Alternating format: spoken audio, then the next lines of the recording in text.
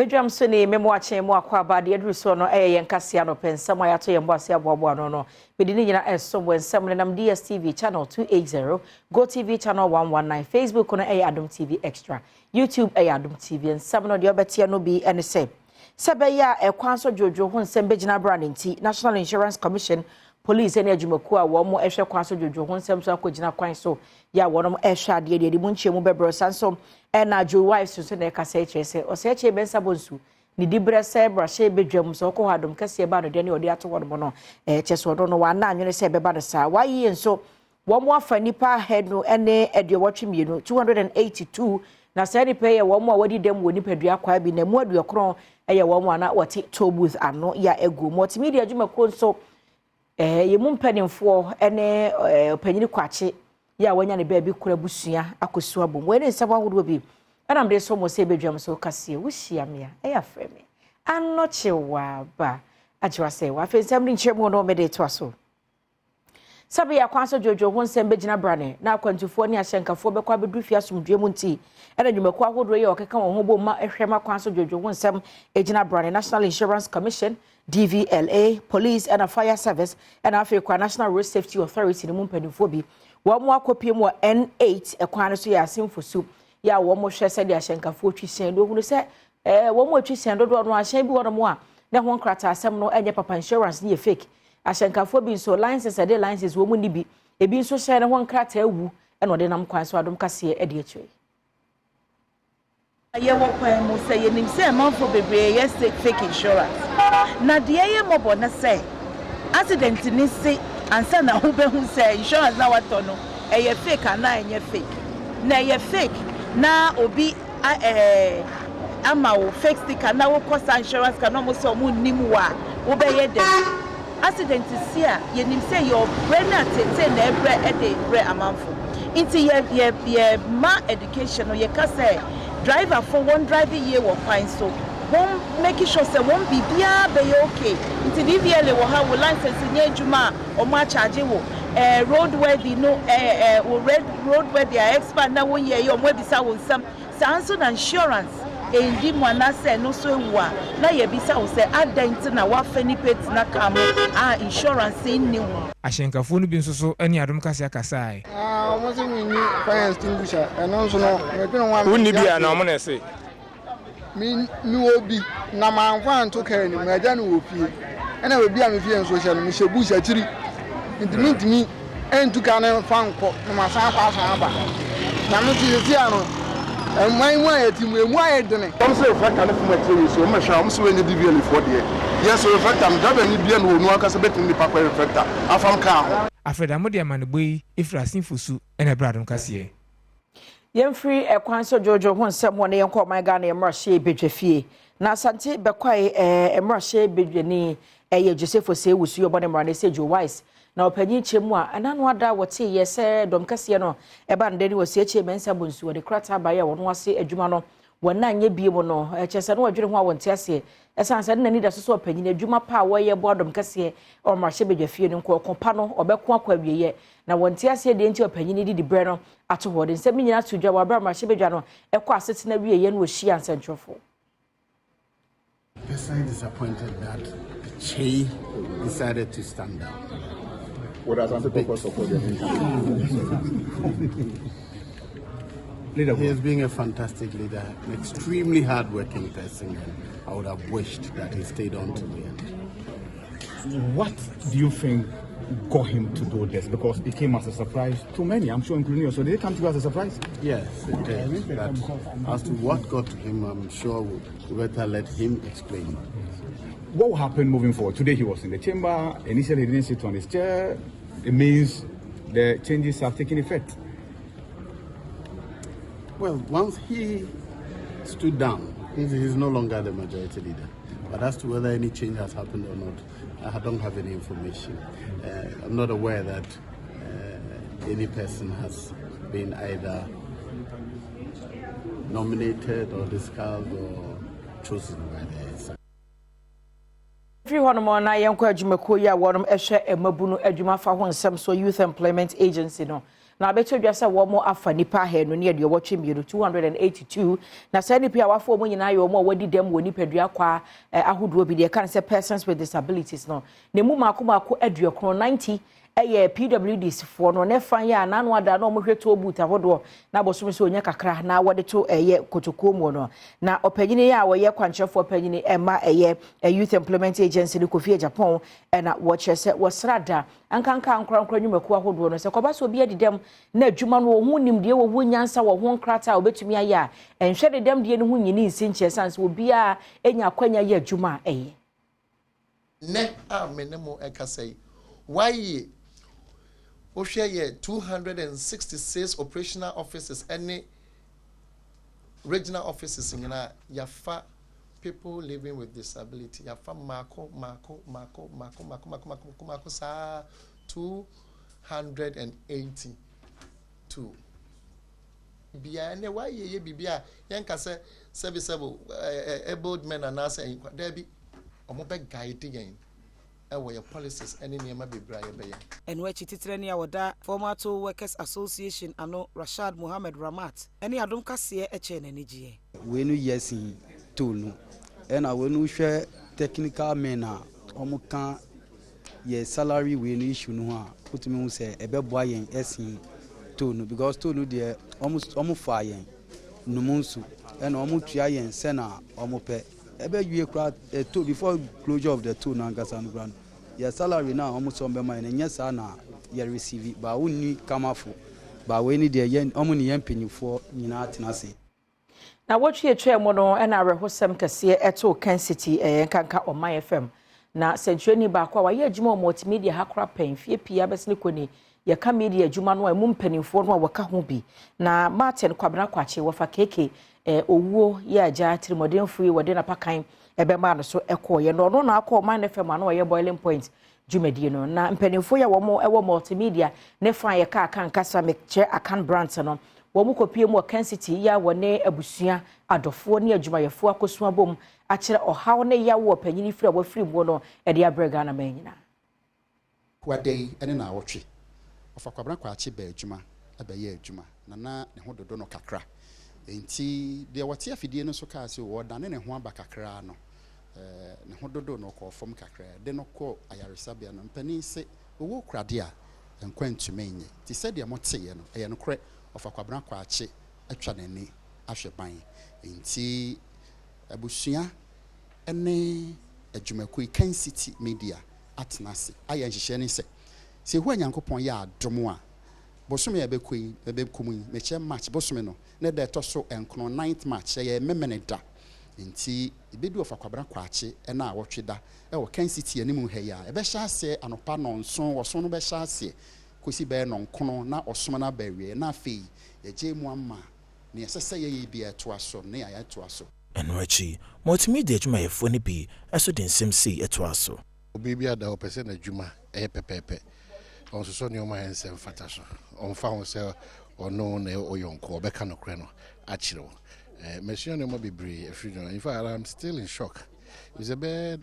10 days in the machine no transport minister here say na edi enkomo bi say enkomo bebre bi wa if I brano wa ana oni mi didi enkomo na otenetiri madwuma me na ya adwuma enso Ken City pen kan se mi de radio ase edema nenkwa ene emra wasan freni ofa Kwabena kwache eye nipa obu nipa a ote nipa se a obu nipa emaninyi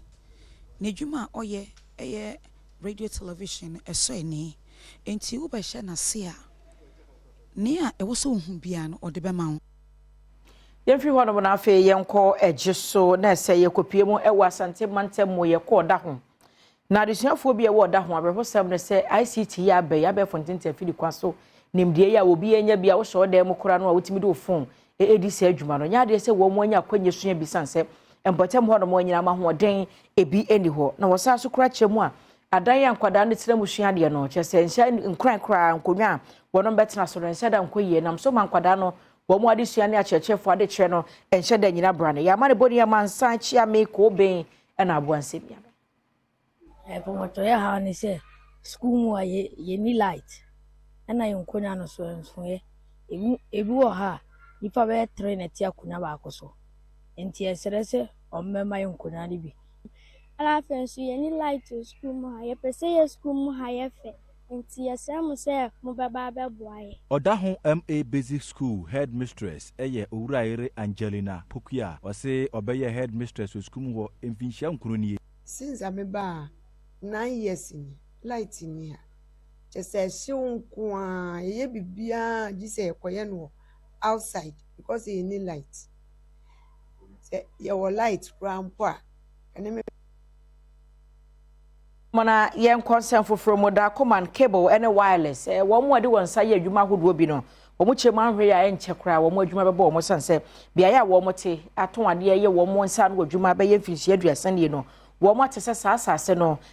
mpenimfo ye wo mo dia wo mo ton dia ma China phobia wo mo eba be bi adwuma hodo e wo ho na no nti wo mo keka wo ho abo mo kyerese mpenimfo anka bi amasase a wo mo atena so mfinhia aduasa aye wo mo adwuma no wo mo ant koso antena so no mo anya bibi ani a ene obeto wo agubonte so na wo mo ayeye kyersanse won tena se ma China ni bagi asase no emetu anu aduane wo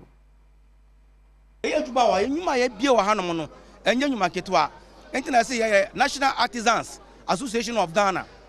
Artisans Association of Ghana no ye wo nyuma bebre wa ha ye wo fitafo wa ha ye wo fabricators aye welders ye wo sprayers wa ha ye wo electrician for ha cable and wireless ha and the headquarters of Plastic Hub I will be for plastic be free Ghana ha aha no de ba nti ye hwe enjuma ya create e wasase so any sene unemployment I can wasem Ghana ha ejuma ifo ya fa won any ne ye wasase so no ehun nya se aban no obetima tu ya sa keke kwa nti ye frem ha no ma o ma san ba biom se o mo tu ya fi asase so ya jitu ma enye ye nti na ye free press ne se ye nti ase because ye nim ba bi asem ni free ba say free aban mu say free ha ye nim because o ma mo se mo betu ya fi asase ne so police bi anka ho soja ni bi anka ho langas wono mu a eye adwuma wo hobi nso ekire mu a akwakwaje aban bosia ene de ahye adwuma ne mu na enche na sika korabiafo ebedi wonchi abaji won sika sese wanya adwuma anya abeden watua eka wodi titre ne a woda Plastic Recycling Association ano eya Alexander Kofi nyinaku kofo bebre ya ji loan ni ya de ye adwuma it is a via sisi a aban betu sisi a o ma makoji loan na he na yefa ehe na mokwa ko first ka na mo de abetua ya this ready nyina ne say ya ne Ministry of Environment aye workshops am person ko mo de aha eye Plastic Hub we say obi afa plastic bi aha na ode ba because oba ha no plastic no the assay ni aida baba no ni assign recycle aye fefe ni assign the finished product baba benya plastic bowls benya plastic bucket benya the plastic bags ni adi nyina no ye use the ye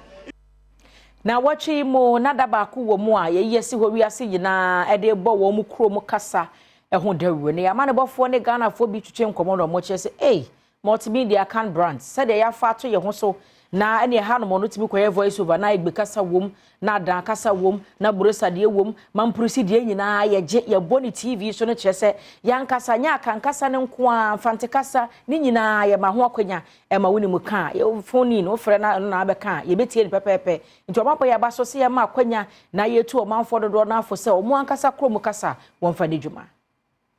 Obi ewe Cape Coast ena abom multimedia adwumaku enkanka ene Akan Brands Adom TV ni Adom FM abaso se yankasa ye Ghana kasa ye ditwa ye mfruma no yabo ho da Europa e wo ye kasa fidie so ode sansem we tudwa e wabra ewiase afa na nyina de esi wonu ma ye di World International Mother Language Day enra Abuapa sense omo ko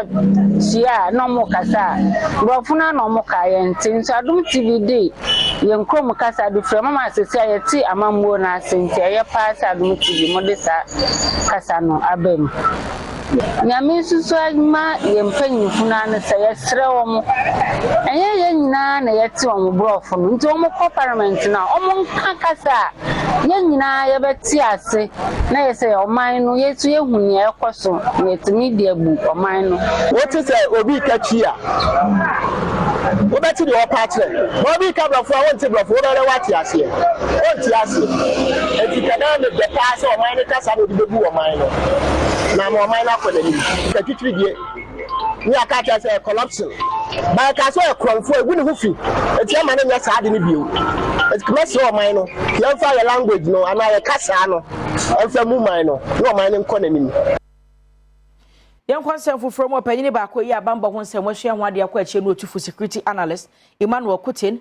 what Shannon is what who says Sabo Baba to Persiana or Baco Jinasa content chrome. Na wapre year Marshebe di brew one which them or no dear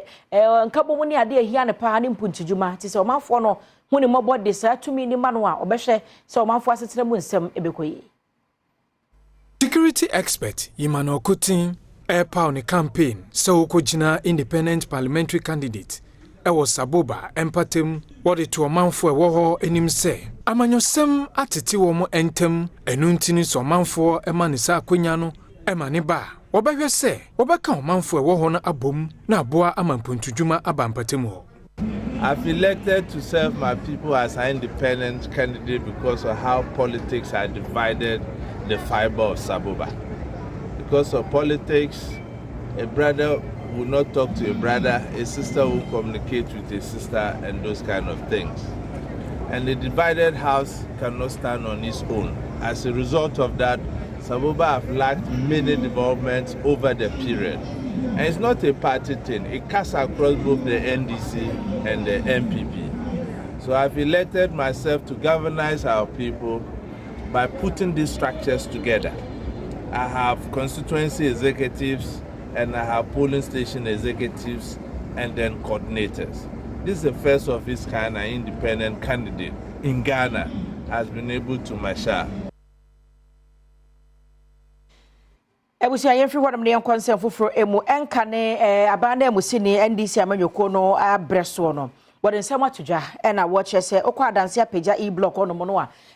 abanda da no ofirase de na nso sa bre no hunu se de aya na aye asa de aka ho no mo ne nei wo srase be ya kampanimfo nhwe na girls ne boys domichi obesi ma adanse apagya e-block no se be ya adesuafo no a wo moti ho no ko school na bia na nya obi a na betumi etwa kantenten akọ aba ne senti ebeboa ama obi anya ba bi di ti ato opanyini Benjamin Anhwe ne se bode tudwene.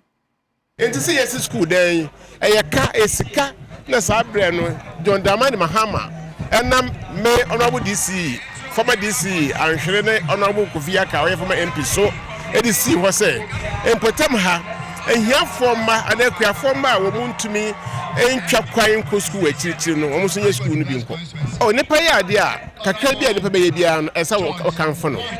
His Excellency John Dramani Mahama ana na nso adi ho yi block yes we odi si ho say oye wie na se wan wie na se abansesan ba na se aban oba ye no wa amana anka wiem na so atumi asi domiti so aka ho a ese mbona ba so ntema bona ba so kane mrahye bejani awo new edubiase George Odro enso ne Adom News nsentwofo kasafa dormitory block project ekoso no wo kire ni nsemu sei headmaster de ne kofo no omo ya de pa 8 months omo tuma page school ma ba bi aduro de and they say nkuna na say bibi o de boa e boa ye no wo say friends na omo ye no de no wo ye community ba bi nkuro no wona na ne ha no wa and na our time no me force me de dormitory ba ya dane no boarding and then wo hu de ohu eti eguso apem and dem e ba boa ma na page na nim no if I headmaster no dem I me wanwa modern bomb abon aso ani Yegyina wo monsami so na kase de so mo se bedwam so kase ne mefade nyinansi fa DSTV channel 280 Go TV channel 119 Facebook ne Adom TV extra wo hia me a eya frame anochewa ba ajwa se wa ye na ye homra de obon krata na poso ye online portal so semene one man contractor meginem